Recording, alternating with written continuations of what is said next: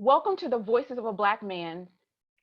We're here today for a roundtable discussion, and I'm super excited to be here with you guys today. But more importantly, I'm excited to bring back four of our speakers from this week: Terrence Oliver, Troy Lee, Dexter Scott, and Brentley Wright. You know, the Voices of Black Men is just a platform for Black men to be seen and heard and tell their story. And this week, we definitely heard all four of these gentlemen's stories. And Saturday, we reserve as a roundtable discussion, a time to do a deep dive, to get all of the speakers for the week together and hear from them commonalities, differences, but more importantly, again, for them to be seen and heard. You know, with the climate of today, I've seen a lot of narratives told about the Black man, but one thing was missing: the Black man. So I'm honored to have this series happen for 30 days for the whole month of July. And today, Terrence Oliver, Dexter Scott, Brentley Wright, and Troy Lee are joining us. Hello, gentlemen. Hello. Good afternoon. Hello. Hello. All right, good afternoon. All right, the gang's all here. I want to say thank you to all of you for not just giving one interview during this week, but unselfishly coming back today on your Saturday to be a part of this roundtable discussion. I would be remiss if I did not start off today with just honoring U.S. Representative John Lewis. We all found out last night that he passed away at the age of 80, a man who gave his life to civil rights, a man that was called the conscience of Congress, was dubbed the conscience of Congress. So I want to start off today with a quote that someone sent me this morning from John Lewis. And I want to get your take of, as you listen to it and hear it, and you think about your lives, where does that fall for you? The quote is simple: if you see something that is not right, not fair, not just, you have a moral obligation to do something about it. By John Lewis. I'm opening the floor to you, gentlemen. For me, I think two things come to mind. The first thing that comes to mind is everybody, I would say, pulling out their phones to record when something's going wrong, rather than, taking an action. For example, if somebody's drowning, I'm likely to see 7 people bring out their phones rather than 7 people going after to save someone. But the other thing that really comes to mind immediately is in the African-American community, and it's kind of starting to spread, we have this kind of no snitch policy. And I think that kind of contradicts the things when you do see something that is not right. A lot of times you see people go back into that mentality like, I really want to say something, but I don't want to be known as a quote unquote rat or a snitch. So that's the first thing that jumps to my mind. But this is the morally right thing to do. If you do see something, that's not right, you should step in and do something or say something.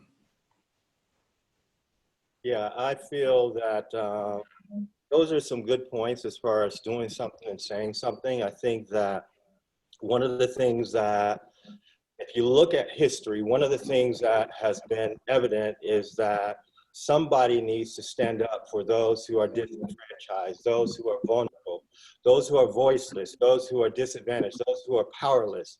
And so it takes almost like a gut check, a mindset,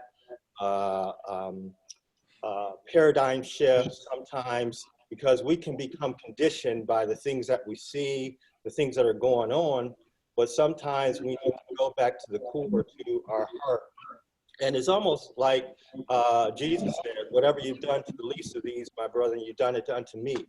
And so it's really a core thing where we need to think about who are vulnerable, how we can help, our role in this thing. Because one of the quotes that I like is by William James. He says, that which holds our attention determines our action. So it really depends on how focused we are, or are we distracted? And so if you look at people who are disenfranchised, vulnerable, they don't have a voice, they're disadvantaged, they're powerless, there should be some empathy rise up instead of a callousness or distractedness. And so that's one of the things that I think is really just everybody really sitting back and not being selfish and really thinking about how can I help others? How can I make a difference? And I think those are some of the things that can be fundamentally important to make change. Yeah, I believe this quote speaks to the power of leadership. And when I read it, I think about how right is right and wrong is wrong, right? And when you're a leader, you really do have to address when wrong is wrong, and you have to address when right is right. But it also allows us to lead from the middle, right? And it's similar to my personal leadership style, where you have to lead to the middle. So when I think about what John Lewis is saying here and unpack it a little bit, what I feel is there's two sides of the extreme. Either you are for the leader of whatever organization there is, so there's some loyalty to this leader, so that when unethical times happen or wrong or injustices happen, especially by a leader or that leader's team, there's no questioning to that leader based upon your tenure, friendship, or relationship with that leader. The other side of the stream is there's an organization. So I'm going to be loyal to the organization. I'm going to be loyal to the corporation, loyal to the church, or loyal to whatever else has been built up in society, to say that no matter what has happened that has caused a disruption, this injustice or this wrong, I am going to let everyone in the organization know I was not for this. I didn't make this happen. This organization is going to stay around for years to come. And I think what happens is when you don't lead from the middle, like John Lewis, when you don't address the wrong, when you don't address the injustice, you're siding on one of those extremes. And then when I think about that quote, that's what I think about. It's a leadership thing. It's good, Brantley. And thanks, guys. Honored to come behind you with such powerful thoughts about that quote. I think about two things come to my mind. Number one is humanity. So when I see things from that perspective, I don't care race, color, creed. I don't care when something's wrong, it's just wrong. So that's a humanity quote. It's such a powerful thing that he said there, because we have to look through the lens of not being subjective in any way. And another thing simply is when we speak up against things, there are other people who are afraid to speak, but they're looking for that one voice. So when that one voice speaks out, then you see the masses come. So we have a responsibility to speak out against things, because we are similar to what I said earlier in the week. It's the voice of the unheard. Some Right. people are timid, they don't want to say anything, but they're looking for that voice to be the one that actually leads the pack. And he was definitely that. Yeah. I think that's why they called him lion-hearted, right? Definitely. Yes, sir. Yes, sir. Great question. Yeah, I think that's great too, because it all starts with like personal responsibility. Because again, sometimes we can look at the masses and kind of be observe, almost like when you see accident happen and everybody's reacting and that kind of thing. People aren't thinking about praying, concerned about the people injured, that kind of thing. So sometimes there are casualties and people don't even see those. And so really, I think as individuals, as we take personal responsibility, we're being concerned about our own mindset. Our mindset is basically actively setting our own mind. And, you know, there's a scripture in Proverbs that says that as a man thinks in his heart, so is he. And so sometimes we need to examine our heart, even if we think we're doing the right thing. We can examine our hearts and think about how can we be helpful to make a difference in other people's lives. And so it's really other focused, and so sometimes that takes work. It takes us rolling up our sleeves, you know, us commanding ourselves to pay attention and focus and that kind of thing. And so, again, it takes work. And so it's the easy thing to, by default, just to go along with what everybody else is doing, just kind of relax or say, it's not my problem, it's not my issue. But again, we're all in a lot of things together, and we have more in common than we don't have in common. So a lot of times it's really trying to acknowledge those things and figure out, how can we make a difference? How can we be on point with what we do? And so that personal responsibility, I think that John Lewis took on personal responsibility. And I was really impressed that he was the youngest person on the March of Washington to speak at age 23, making a speech. So from early in life, he was focused. And so I talked about this earlier when I had my one-on-one with you. A lot of us need to focus on consistency, that integrity. And that's what I saw through his life. There's this consistency, there's this thread. And so for a lot of younger people, for all of us, we need to look at those things, those representatives like John Lewis, take the positive from them as far as like that consistency and also that courage, that strength, and that focus, and really let that be a platform for us to do what we're supposed to do. Because again, our time is now. And so we are responsible. If we take that personal responsibility, we can make a difference and help others. Terrence, you make a good point, because when you're talking people focused and rolling up the sleeves, it allows us to be frontliners in some way, right? And then as a young person, I'm 35 years old, man. If I'm going to stand for right and call out wrong, I cannot be scared to feel the other side, right? I cannot be, if I'm going to march on Selma, I can't be afraid of that nightstick, right? And so to bring it even to more modernity, I cannot be afraid to go to jail. I cannot be afraid of what my friends are going to say. I cannot be afraid to be ostracized or marginalized from position or etc. You have to stand for something.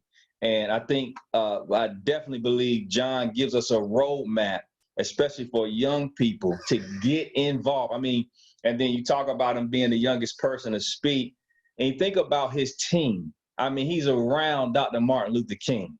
I mean, so he's incredibly positioning himself to receive some of the best insight, but also some of the best visionary training for others. And so, this is he's an amazing guy.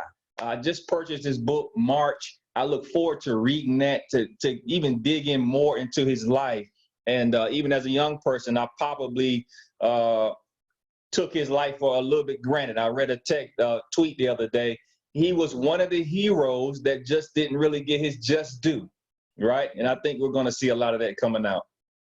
You make a good point. That's a good point, because I've heard of him, but I don't think that we've been like fully introduced. This is the type of person that I felt like we would have had to go out and kind of seek out education on who John Lewis really was, because I didn't hear about him in school. I didn't hear about him growing up.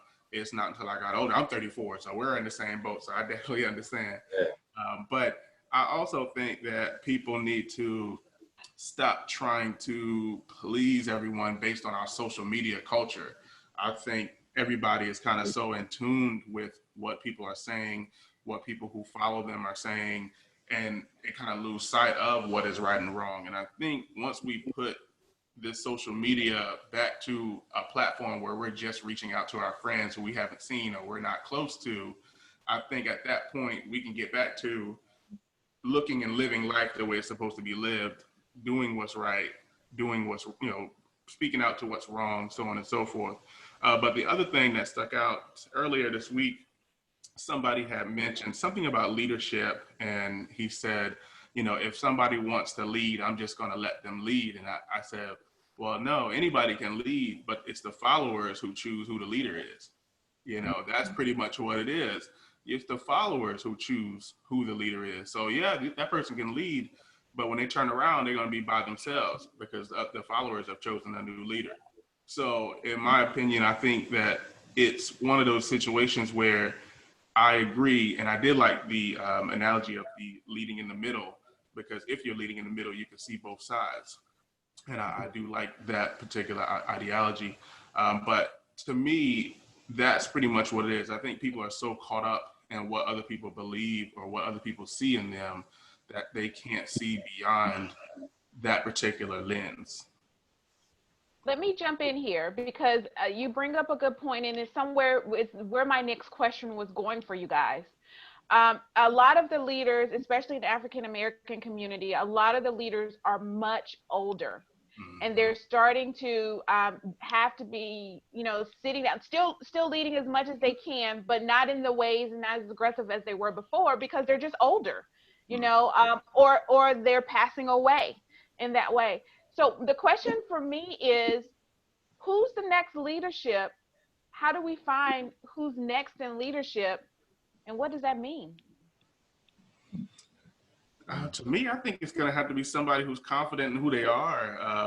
I think we have to go back and think about when we were in school. A lot of times it wasn't necessarily cool to be the smartest person in the room.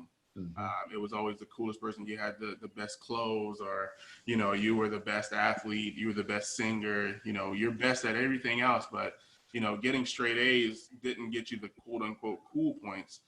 So I think it's the person who kind of sticks to their guns and not really cares about what other people think about them, and really, really focus on their education, and somebody who focuses on, hey, I want to be a leader.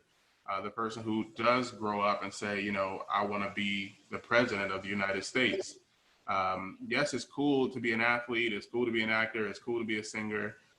But we need more lawyers. We need more doctors. We need more people to run for president to give our voice.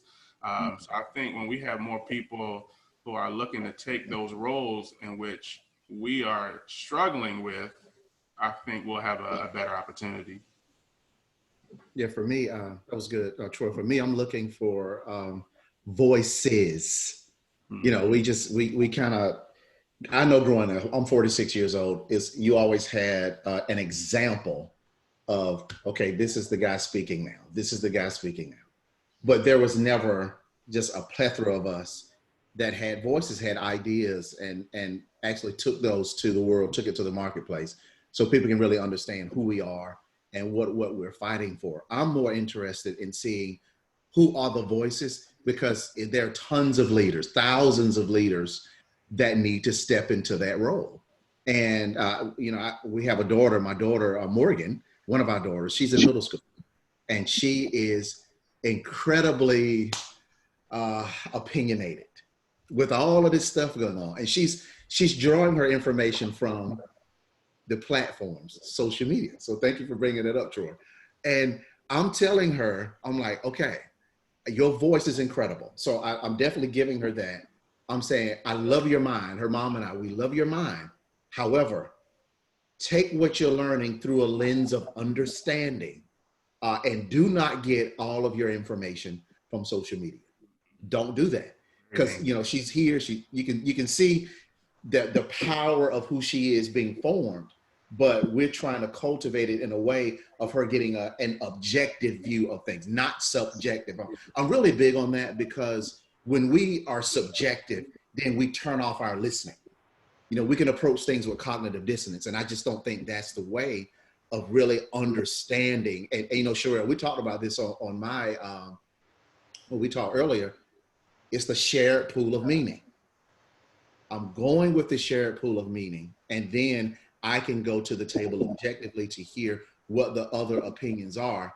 But I think that there are tons of voices out here that are rising, and they need to be able to rise. But I just want them to be able to get all the information, like John Lewis, understand his walk, understand those times. What are the times now? How can we bring those things together? So that's just kind of what I'm thinking. And that's an interesting point. Just to piggyback really quickly, I think whenever I hear something or somebody tells me something, and of course, some people might get offended, but I never take anybody's word for anything. I never, ever take anyone's word. I feel like I always have to look it up. Even sometimes when I'm watching a movie, a biography, I don't even believe the biography. I got to look it up to see what really happened. So I always, I never believe it. So I'd be like, look at that really happened. Did this person really get arrested, or this person really died? I need to see it. So I always pull my phone out in the middle of the movie and I'm like looking at the screen and looking at my phone at the same time. But yeah, I never take anything or anyone's word for it. I always got to look it up for myself. Dexter, you make a point that I thought of. I had to write these 2 words down. I said, "Oh man, the Yoda is teaching right now." So let me hear what he's saying. I thought about 2 words out of your insight: plurality of leadership and succession planning. Based off this question, Sherelle, because we do not just need one voice. We're in a society today where there are multiple voices, tons of leadership, but our problem or the gap is plurality of leadership. How do we all come together with shared collaboration and shared vision to mobilize our society, communities, our homes, right? And you have plurality of leadership, but then you also have singularity leadership, where these single leaders are building organizations, but they're not doing it with teams, or these single leaders are putting their agenda out and they sound very good and can mobilize some people, right? Troy just talked about having followership. That's leadership 101. A leader with no followers is just taking a walk. And so the reality is we must start shaping the leaders' voices now from a plurality perspective, which I believe deepens our chances for proper succession planning. I believe that those who were under John Lewis, those who were under Dr. That's a succession plan that must be matriculated down into the generations. There should be a pool of leaders that are ready to go, trained in hard places, trained in different mindsets, trained in different agendas in our society that need to be touched from a plurality perspective. It strengthens the succession plan for the next generation of leaders, and we wouldn't be asking that question, who's next? Because I thought about it myself this morning. I said, who's going to do his work, and who will step up? Who will continue it? And I know we will. I know we're going to write about it and talk about it and et cetera. And I love his Twitter feed because he's dropped some bombs on his Twitter feed, and that's the way that we can continue to live his life and continue his work. But succession planning is very, very key, where we won't even have to ask that question anymore. We know who's stepping up through plurality of leadership. One of the thoughts, those are very good thoughts. And one of the things that really hits me as I think about this is when you think about leadership, it could go on a lot of different ways, because if the blind lead the blind, they all fall in the ditch. And so it's really being informed. And then also, like I said, having the right heart, the right mindset, those kind of things. And as I think about it, part of the issue, in my estimation, is a lot of people don't know their purpose. They don't know who they are. If you don't know who you are, anyone can name you. And so it's really going back to the core of who you are and understanding that there are opportunities that may be missed. This is a crazy quote that came from Benjamin Button in the movie. And so it's not your average quote, but he said that your life is defined by its opportunities, even the ones you miss.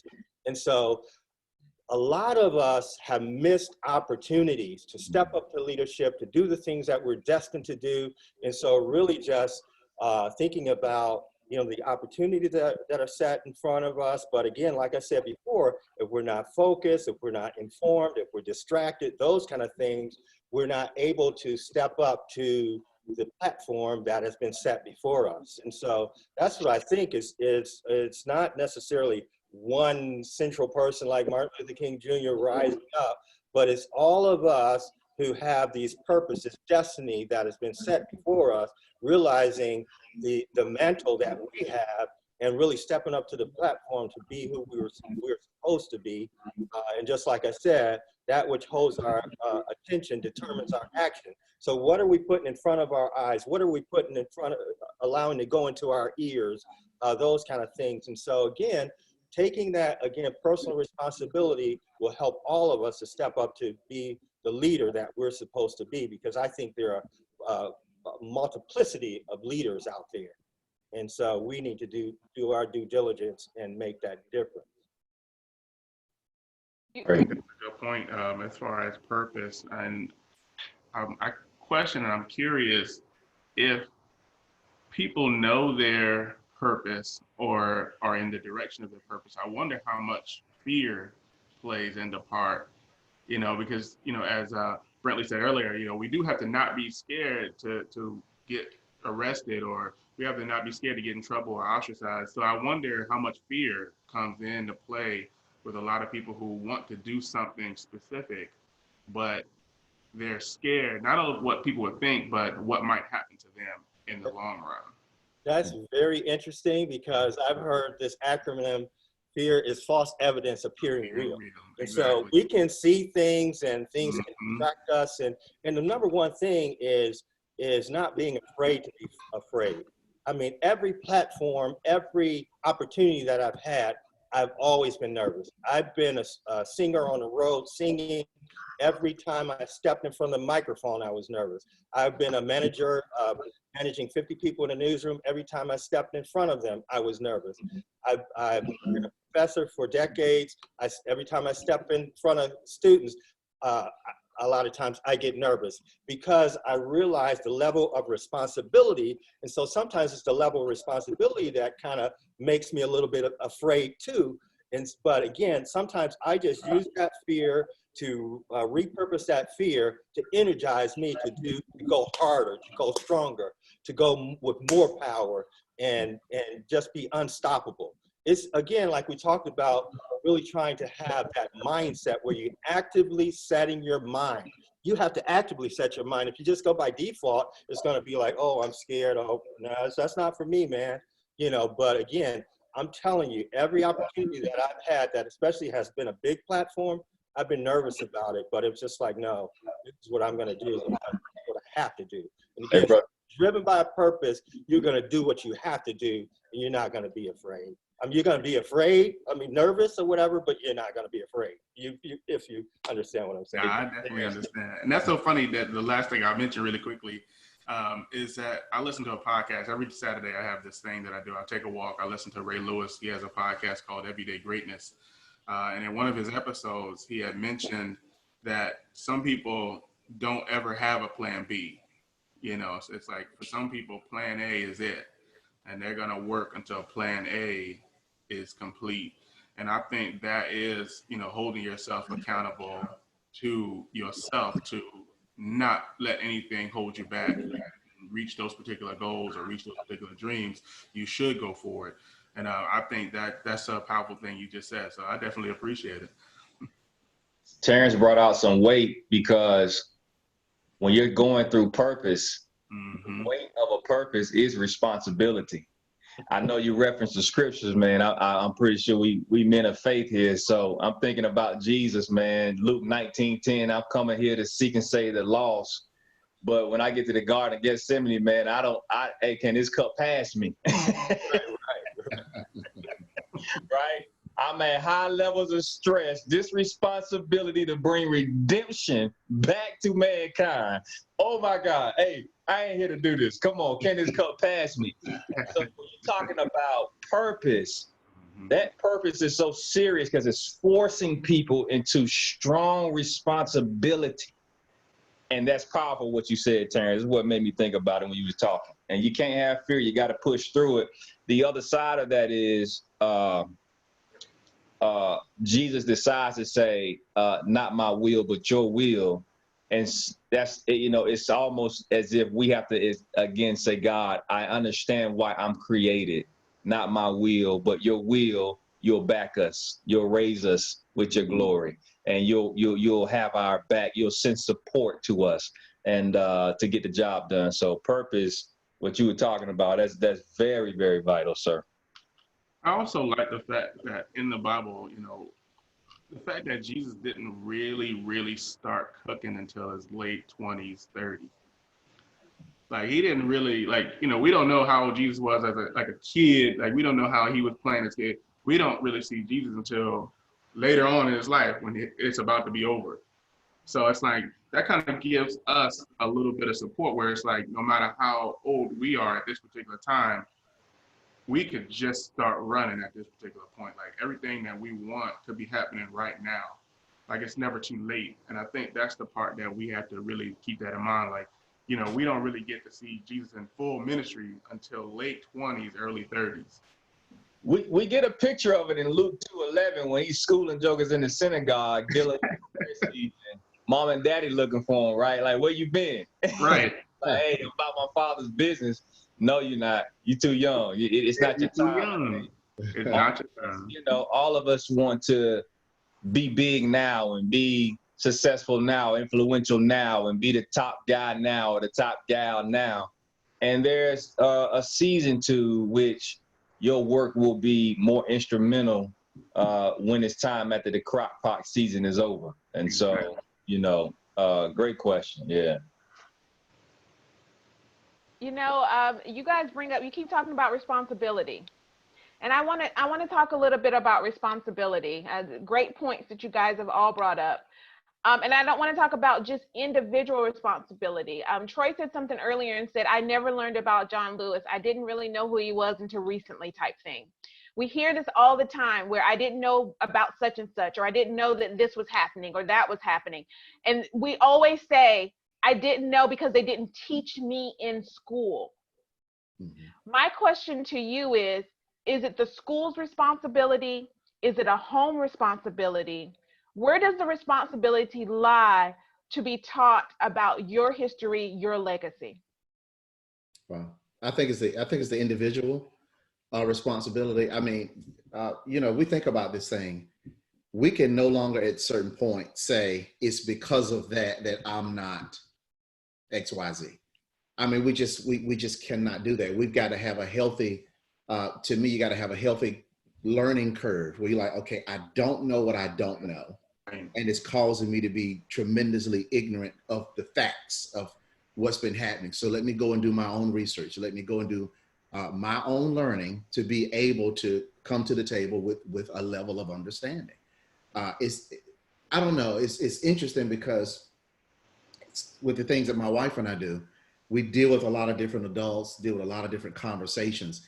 And we hear, as we talked about, the voice of the unheard, we hear that coming out of the subconscious and it just comes right out of the mouth. So you're like, we're listening and we're your beliefs are the beliefs that you've been carrying with you for a very long time. So when are you going to take the responsibility to cut that belief and form a new belief or form a new understanding based on what your knowledge says and not where you heard somewhere else?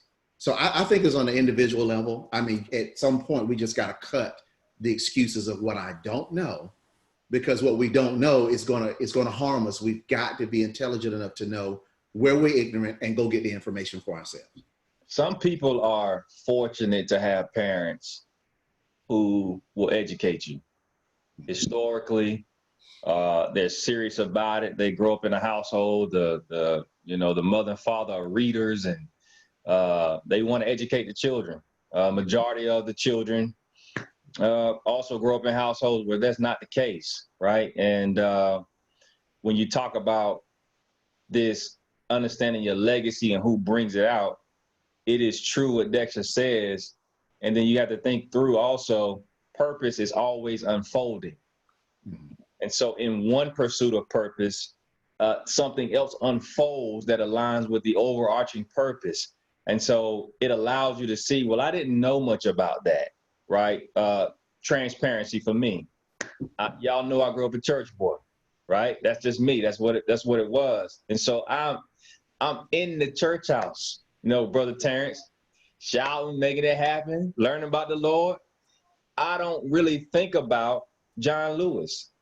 I don't really think about homiletical heroes like, King and Malcolm and Garvey and all of these guys, in addition to other historical heroes. And so you don't learn that until you're in a society that's making you learn it. Because socialism, what's going on is so big. What's happening, these racial tensions and these inequities are happening. And you're like, okay, I have no training right now on what's really going on. I cannot speak to what's going on, and I cannot lean like Brother Dex is saying, on what's in my heart based on my belief of how I grew up. It's time to change. If I'm going to speak to it, if I'm going to be relevant today, if I'm going to lead people who are following me in these areas, it's time. I got to break that cord and break that mindset and start differently on a different path. So individual, for the most part, but if you have the ability now to lead your family into these areas, you need to do so. At least plant the seed. That's very powerful, especially when you say plant the seed. It reminds me of some of what we're dealing with here. And what we deal with is seasons. And a lot of times it's really discerning the season that you're in. You know, maybe there was a season where we were spoon-fed everything, our history and this kind of thing, by an educational system that was set up, you know, that not necessarily was to benefit us.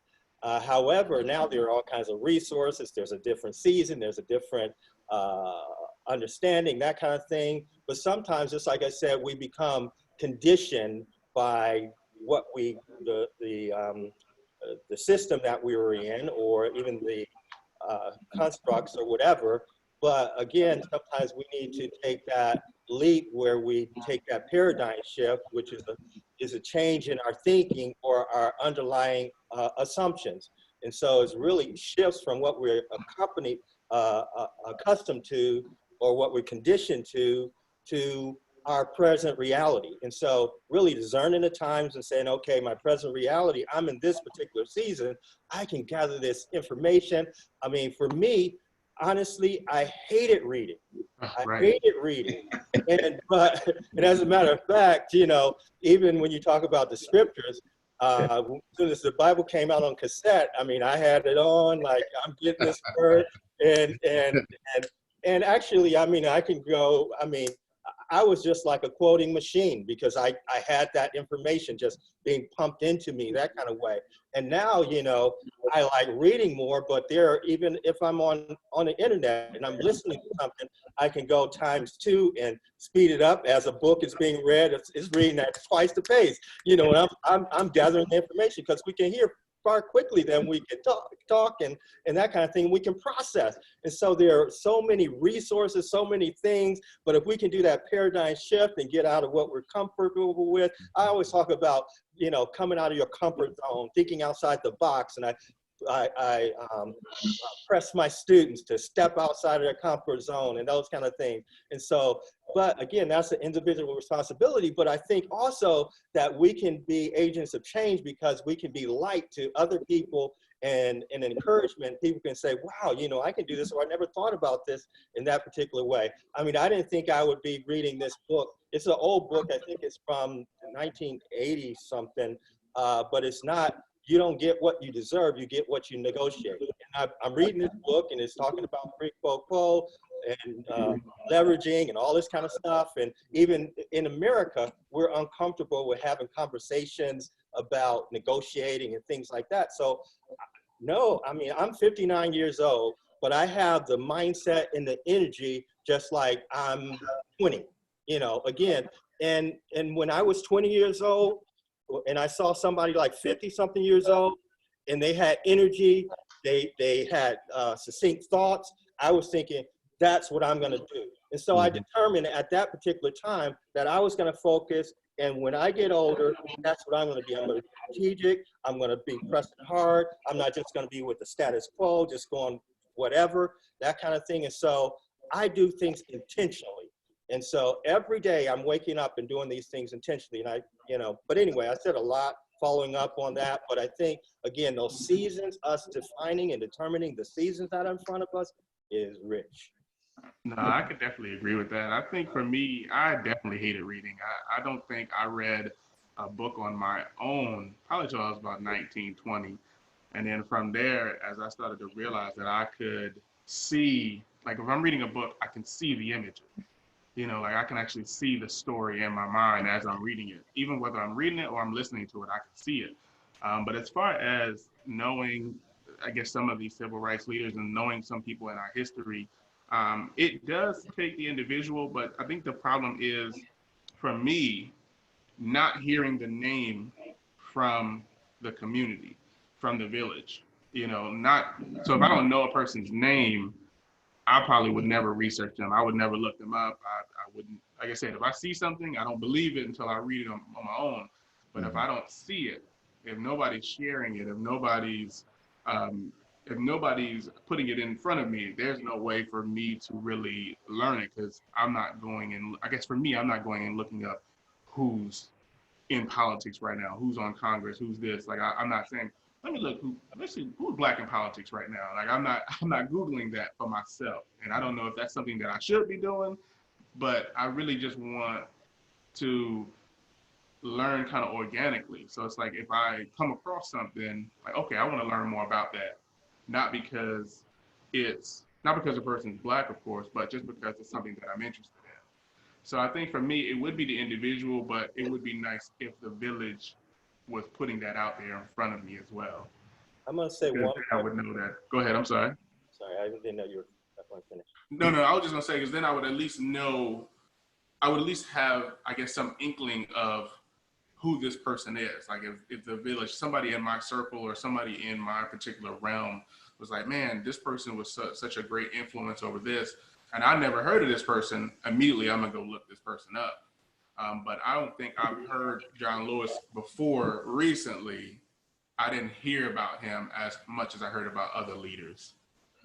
Yeah, what I was just going to say, just, going on what you're talking about, Troy, and I'll be real quick with this, but I think that leveraging like the platforms that are in front of us now, like hip hop, what words are being used and what educational components are there within that. As a matter of fact, for UNC, I proposed spoken word motion graphic videos that I created. And one of the people that I used was Donovan Livingston. If you can look it up, look up Donovan Livingston. And Donovan was able to do his version, but he was able to say some things that, younger people could relate to, but he comes from a historical point of view. And Donovan has gotten his PhD, he has a master's degree from Harvard, one from Columbia, a dynamic guy. But again, the whole point is to try to leverage, things like hip hop and various forms of communication. Absolutely. And I mean, again, when I see something, like if I'm watching a movie and like there's a historical figure that I didn't know existed, for example, I'm going to look up that person. I'm going to just put a little tab in my phone just so I can come back to him like, oh man, that's awesome. You know what I mean? But I think it's just a matter of more people putting those particular individuals out, so that people like myself and others who might not have heard of them have that opportunity to get to know them, at least get introduced to them in a different light outside of their particular realm. But I mean, it is definitely accountability on the individual. I just wish that the community and that the village would share more. Mm. Any other thoughts before we move on? No, I think they killed that one. Yeah, absolutely. I was listening to you guys, and wow, this has been great discussion. So let's tackle one more thing before we get out of here. You brought up earlier, Brentley, plurality of leadership. You all kind of agreed that there's not one voice, but there needs to be voices on all types of different levels. Everyone has their purpose in different lanes, and bringing them all together kind of in a plurality of leadership, so that everything's going towards the same vision or goal, in a sense, the overall big vision or goal. I'd be remiss if I say all the things that we talked about, even though we talked about it from the African American culture and looking at it, that society as a whole, it applies to society as a whole, no matter what culture you're in, what ethnicity you're in, especially when you talk about responsibility of learning things that you may not learn in school. Or one of the things you brought up, Brentley. So I want to talk about plurality of leadership, but I also want to talk about it from something you brought up earlier as well, Brentley, and that was being in a homogenous state. meaning, and you brought it up earlier, and it's going to take me a minute, so y'all bear with me, to bring everybody up to speed. In the conversation, it was around, and Brentley, I'll just let you say it. Talk about homogenous leadership really quick, and I'll come back to the question, just because you make the point better than I can. What was your point? I'm trying to remember, I was flowing, but we're just dealing with the idea of how dangerous being in the homogenous circles are. From our own relationships and friendships to leadership teams, there needs to be multiracial unity, because when we are leaning in multiracial unity, where there's a representation of all nations, white, black, sexual orientation, Indian, Muslim, when we are all coming together in a pluralistic society where we're working together and moving forward to one common goal, we can do it quicker, we can do it better, we're more informed. I was dealing with the idea, especially from the church perspective, from Dr. Corey L. Edwards, when she talked about homogenous churches border the treason line of racism. So an all-black church could be promoting racism, and all white church could be promoting racism, or what Dr. Brian LaRich is talking about. If we come to church mainly for our relationships, then the sanctuary is a reflection of our dinner tables. And so we are not having strong dialogue, even strong social connectivity with other cultures, in order to mobilize our society forward, if we don't have great cultural we don't cross cultural lines in removing the homogenous barriers that keep us from moving forward. So that's pretty much what that is. Thank you, Brantley. I told you could say it more eloquent than I could. But so now that we have the context around this, and then as we talk about leadership, and we talk about leadership not just in our community, but overall, even for African Americans, in your case, in your mind, does it need to be homogenous, or do we need to break down those homogenous lines, because allies across the board could move us further? That's a question, not a statement. Okay. I can deal with that a little bit. I think, yeah, we need to have, various experiences, various opinions, various perspectives, because we become informed. Because we all come with our worldview, our experience, but it's not the, end all be all, or however you want to say it. And I found myself in situations where, first of all, when I had opportunity to be a leader in media, I was approached. I did not want to take that opportunity, and some of it selfishly because I want to do my own thing. However, it allowed me a place at the table. And so a lot of us, and I'm talking about people in general, don't get to the table where decisions are made, where you have core leaders making decisions or discussing things. And I found out that, my perspective mattered. Sometimes I had to kind of reiterate or reinforce things to try to bridge that gap of understanding. But then also I heard things from other people and their perspectives that help inform me. And as a professor who is tenured now, and I've been on a promotion and tenure committee, making decisions about other professors' lives and that kind of thing, a lot of times I found, because of my perspective, I had to be an advocate for someone who was like me, or someone who has similarities, because other people, because of their path, they didn't necessarily understand that. However, because I could convey, that particular information, it bridged the gap. It helped eliminate biases and those kind of things. And some of it was implicit bias, and people didn't even realize that they were being biased and that kind of thing. So everybody who comes to the table aren't necessarily intending to be biased, but, like it was said, that sometimes even in a church or in a clique or whatever, you can have good intentions, but it could be, the wrong thing because, again, you don't have enough information or your perspective is so narrow. Wow, that's Even, good. go ahead. No, I'll wait. Fine. Even to get to the top, to make changes at the top, we have to realize, especially African Americans, we don't really fulfill a lot of those seats. So you have to at least become, have a diverse community, have a diverse team that is executing plurality at a full level, because we don't occupy these seats. We don't have enough seats. It's just common sense. It's standard. It is what it is. And so whether it's in an organization, whether it's in even in our friendships, we have to start breaking down our homogenous thinking, our biases, in order to move the country, the family, the communities forward. We're going to have to work together, and there's allyship in every community. Differences along the line that we can embrace with one another. Go ahead, Dexter. Yeah, no, that's powerful, man. Wow, Brentley, that's loaded, man. I'm telling you. And Terrence, wow. Look, we can talk all day on this. I could talk all day on this topic. And here's my reasoning. As I grew up, I'm a church boy. I grew up church every Sunday, Wednesday night Bible study around the clock.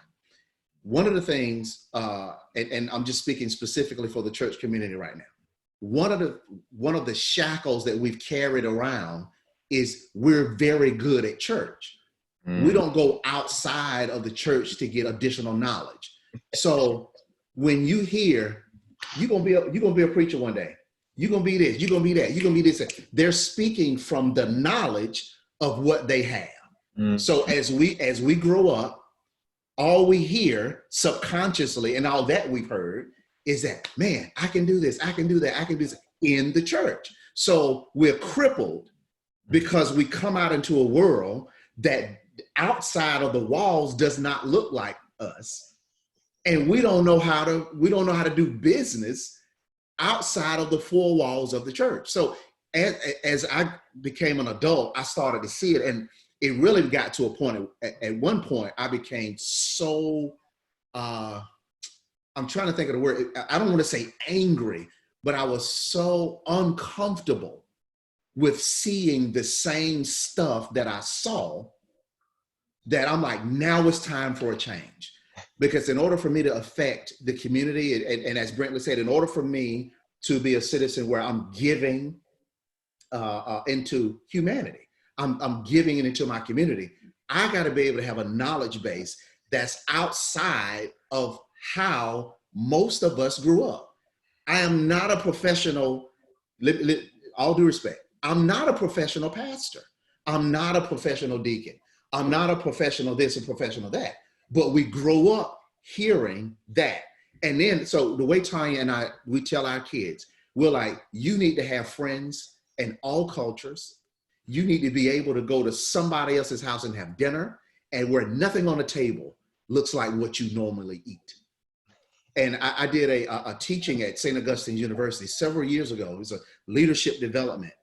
And I told the students, it was about 30 of them, I said, do you guys know that the same price that it costs for that a Burger King meal or McDonald's meal, you can take the same $10 and go get a sushi roll, and you will hear different conversations while you're eating sushi than you will if you're eating McDonald's. I said, I challenge you, take that money and go get a sushi roll and just start getting additional knowledge, because we got to be fed from outside of what we learned growing up. And it's just one of those things that it gets me, because we've done this to ourselves.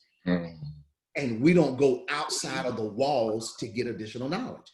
And I think that is a major problem. So Brentley, you said it right, man. We've got to learn how to go out there, talk to people, be comfortable in our own skin, and be able to have this dialogue. That shared pool of meaning means we're going to all come objectively, but I got to understand, we can understand one another at the table. I'll say this really quickly. A friend of mine that we're in partnership with, he grew up in Canada. He still lives there.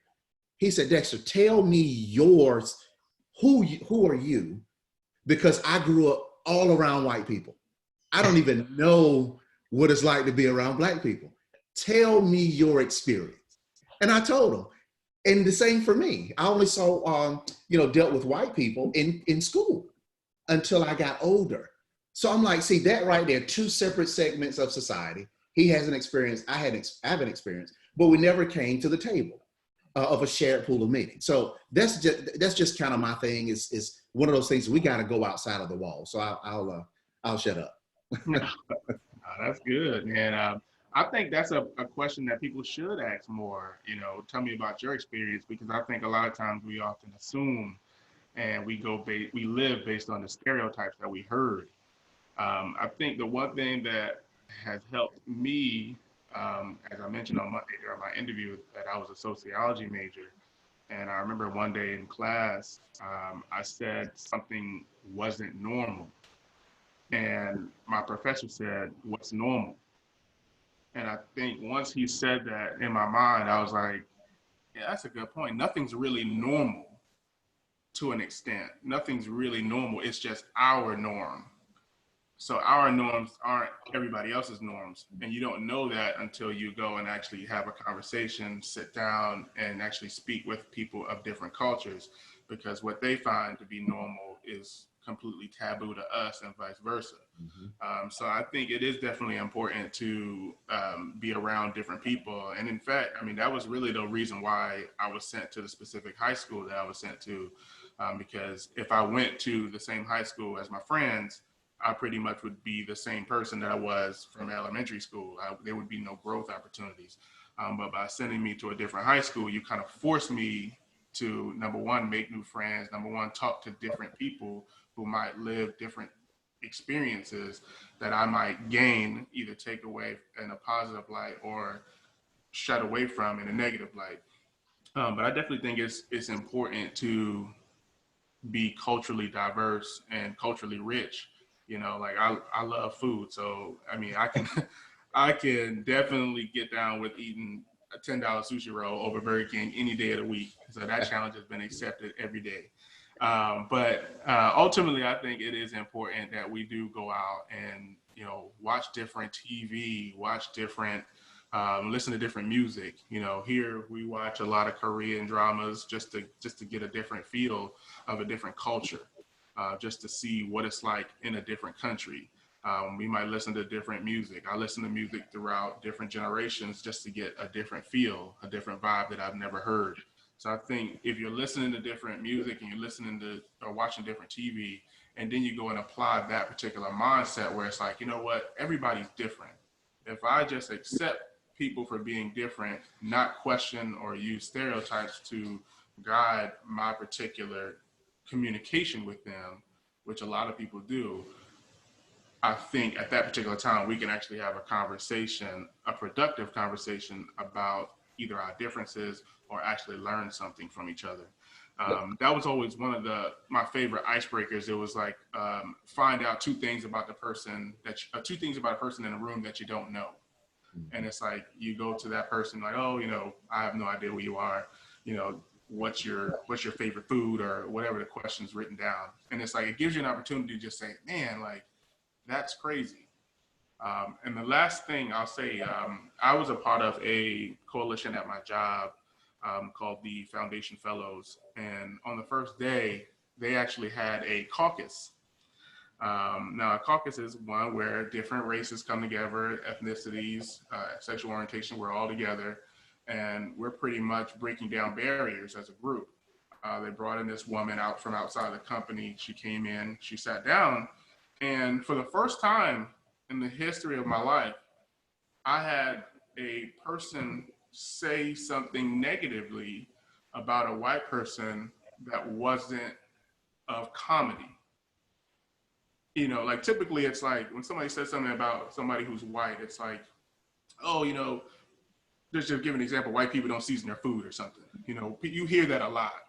But in this situation, it was like, she was like, no, white people are really terrible in this particular time period because they were doing this. And she was like backing it up with facts. And she was giving us all these figures. She was giving us these books. She was giving us these different lessons. And I was like, wow, like these are the type of things that we really need to hear, because then it was like, now we can see how this affected Native Americans, how this affected African Americans. And I think if more people had those particular conversations, we might be able to sit in a room and not have that racial tension, because now we're putting everything on the table. I think people really, really need to see exactly what happened to get us here. And it kind of goes back to that statement we mentioned earlier about fear. A lot of racism and a lot of everything that we come to know, a lot of it is based on fear, not our fear of them, but their fear of us coming up. They were fear of our revolt. They were fear of our upbringing. Their fear. It's all about fear. False evidence appearing real. If we don't teach them this, they're going to do this to our women. They're going to do this to our children. If we don't keep them out of our neighborhoods, they're going to mess up our children. So it's all about fear. And I think if we had more of these conversations with everybody together, I think we'd be able to come to a common accord. Let me insert one thing right here, Sherelle. I was just sitting here thinking, we cannot let our plight distract us or prevent us from bringing in diversity. Right. Right? I remember when George Floyd died. I was so upset. I had so much emotional pain in my heart. Hey, Dexter, I was like, I'm done dealing with white leadership. Like, I'm done. I don't want to be up under no white leadership. I don't want to learn from no white leadership. I'm about to sell all my John Maxwell books for $2. Not John Maxwell's. Right? So I'm like, I'm done. But if I wasn't able to come down and say, all right, man, you've had allies. This allies been in a fight, even historically, for Black folks. There's blood on some white people's hands. And then you start reading about, I started reading about diversity and inclusion. And I'm reading through different communities, right? And I'm reading through our plight, and I'm reading through the Latino plight, where she gets a call that her son or daughter have been threatened with deportation. She has to leave her job. I'm getting a call about a Muslim where they're scared to stand in front of a train because they know someone might push you. And so we have all of these different plights in different communities, that our plight is not universal to all. And so if we don't understand and we don't please don't allow your plight to distract us from moving in a more diverse and cultural way with one another that embodies multiracial unity, because that is what will kill it every single time. And I also thought about, while Troy was talking, I said, you know what? As we're educating, let's just say, our white brothers and sisters about our history, they're learning our history, but we also have to walk them through what it's like to learn about your past. Right. Think about that. So we gotta, it's almost like I gotta teach you, educate you, school you, but then also, for the sake of analogy, when somebody falling out in church, we got to be that person that catch them. You're gonna have to counsel them after that too, because they're gonna need counseling. Like, I didn't know it was that bad, but it was that bad and more. Yeah, so we can't allow plights to distract us or prevent us from not moving in homogenous ways. So that was a great question. Wow. You guys are amazing. I've enjoyed this time with you. I have like 20 million questions going on in my head, but I told you that was going to be the last question. And I know it's a Saturday, and I want to make sure you have some time to spend with your families. This has really been an amazing conversation. There's a lot of things that I pulled out of this. And if you guys saw me on the side writing down, when we talk about shared pool of meaning, coming to the table, not with just my own thoughts, but being able to push them aside to come to the table for a shared pool of meaning so that we can get to some understanding. understanding what's on the table and who's around the table is very important, no matter whose household you're in, right? Plurality of leadership, many voices. That's why this isn't called the voice of a Black man, the voices of a Black man, because the voice would mean one represents all. And that's the stereotype that we're trying to dispel right now. So I understand when you say the voices of leadership, all the voices coming together. Individual responsibility. You guys talked about it. And I mean, you live it. You talked about it individually. You talked about it today. It showed up. Individual responsibility. And Troy, I really love this, that I wrote it down, because as we're dealing with the pandemic and COVID-19, as we're dealing with what's just happening in society today, what's normal? My norm may not be your norm, but it doesn't mean that I'm not normal and you're not normal. Right. It just means that we grew up two different ways, eating different food, talking differently, having different relationships, experiences, and maybe even dreams or aspirations. What's normal? I've taken a lot away.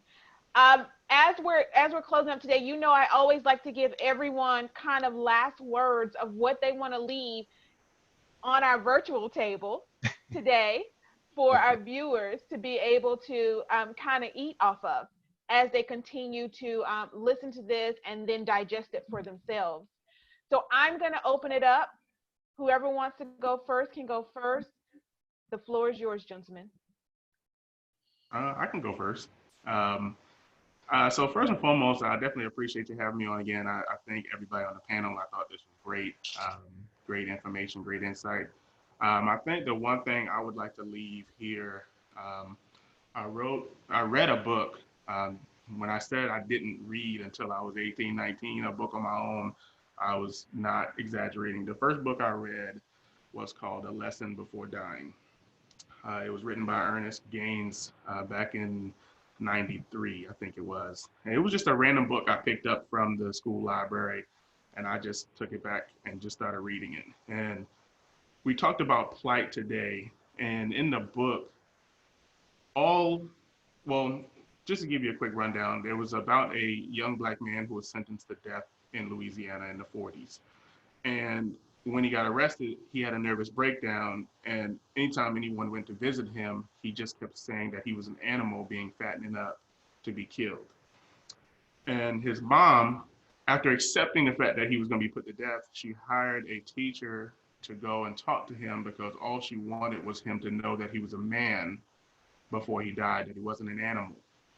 And you think about the plight that everybody's going through. African Americans, you have people living in cages, you have people getting killed on the street.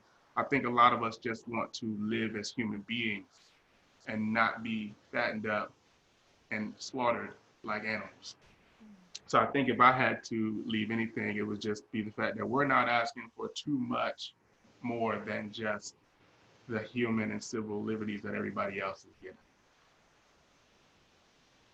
Yeah, I would like to, after this show, I want the world to know that Black men are serious about advancing their life and their family. We're serious about development, leadership. We are serious about making our worlds and our families better. We are not what you see. We are not predators. We are not looking to destroy our society. That is not the story of every Black man you see. That there is a beautiful human being in the person you see of color. That they have dreams and aspirations and goals, and they have intellect, and they have strong wills, strong opinions. We have families that we're looking after. We want to be seen as beautiful human beings, about our work in every generation. And so I want every Black man to know that watches this. Get serious about your purpose. Get serious about adding value into your family, into your communities. Get serious about becoming a free thinker. Get serious about having diversity and crossing cultural lines and understanding the unique differences, and be relevant to the situations and the topics that are going on in our society today, and train your children up for love, grace, and mercy, and show them the ability to work hard and get what God wants for them. That's what I want to leave on the table today. Okay, that's great, both of you guys. I'm just thinking too, because my situation is very interesting because I live on a, in a probably I guess it would be a upper middle class neighborhood, gated community, and I think that our street is kind of indication of the future. We have probably, I don't know, 5 African American families right on my street. We have several Indian families. We have Palestinian family. We have a Mexican, two Mexican families, Puerto Rican family, Asian families. This is just on one street alone. And I've learned so much by being in this community and talking with people because for the most part, there's a lot of acceptance and understanding. And one of the things that I recently learned was that, when you're having a conversation, instead of saying, what do you do? Just say, tell me about yourself. And it just opens up this floodgate of people to just kind of express who they are from their perspective. And it's different from, what do you do? Yeah, I'm a doctor, or I'm a blah, blah, blah, that kind of thing. And so really just having those, setting up those opportunities to genuinely break down barriers, I think is great. And then a lot of times, again, as an African American man, people can see, wow, he's no different than me and this kind of thing. And then also respect some of the things that you bring to the table. And so I think that's very important. But one of the things I was gonna say too, as we were talking earlier too, is just being careful of our thoughts. And there's this saying that says, be careful of your thoughts because your thoughts become your words. Be careful of your words because your words become what? Your actions. Be careful of your actions because your actions become your habits. Be careful of your habits because your habits become your character. Be careful of your character because your character becomes your destiny. And so the place that we live in, this community is called The Legacy. And that's what we're all about is really, we all want to leave a legacy. And there's this saying that says, the greatest use of your life is to so live your life that the use of your life will outlive your life. And that's destiny. And so we're all doing that. And so we can kind of focus and reimagine how the future can be and value others. I think, we can break down some of those racial and structural barriers. And so I think that could be powerful. Thank you for that opportunity. Yeah. Wow. Thanks, Terrence. Man, your neighborhood is great. Man, another house for sale. Terrence is talking. I'm like, man, think about potluck at all of those houses. Oh my goodness. I mean, the culture, everybody's shifting cultures, man, and understanding. That is insane. Yeah, it's awesome. And I lead the neighborhood Bible study in this whole community. So it's like really, it's like amazing. And, when you talk about your steps are ordered and that kind of thing, God orchestrates things. And so again, if we can put things in front of him and trust him, he can do the unimaginable. That's good. And so I'm gonna leave, you got me thinking about this quote. You never can tell what a thought will do in bringing you hate or love, for thoughts are things and their airy wings are swifter than carrier doves. They follow the law of the universe. Each thing creates its own kind and it speeds over the track to bring its way back to whatever went out from your mind. So the message that I want everybody that's watching this is you create based on your thinking. Where your mind goes, the energy flows. What you focus on expands. So I'm telling you guys, if we walk out thinking that somebody is against us, your mind is so powerful that your reticular activating system is going to show you somebody who's against you. Why? Because you thought it. So we got to begin to think. That's why I don't watch the news. I don't care what network it is. I don't watch it because everybody's biased. And it will have you thinking that they're against me, they're against me, they're against me. And as your mind and your energy go that way, then again, our mindsets are so powerful that it's going to prove what you said is actually true.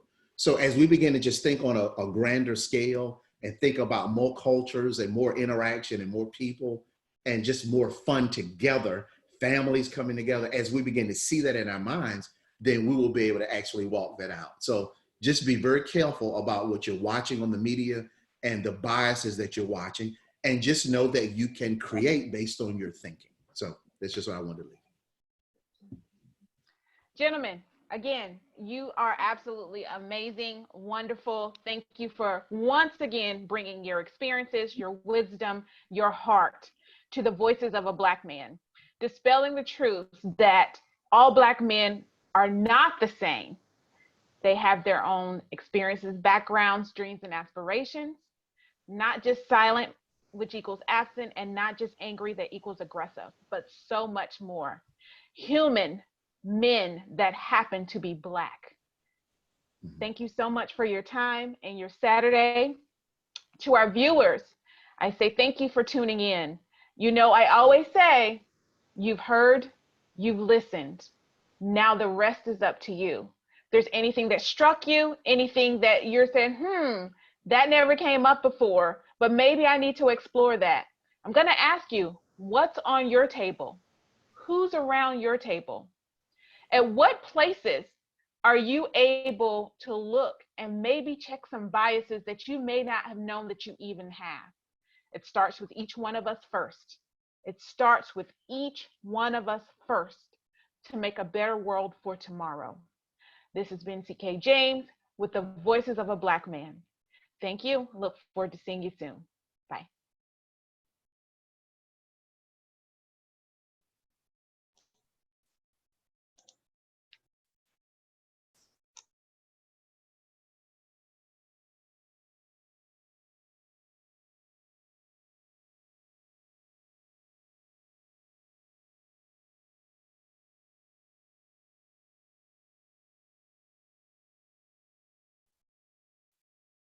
All right, gentlemen.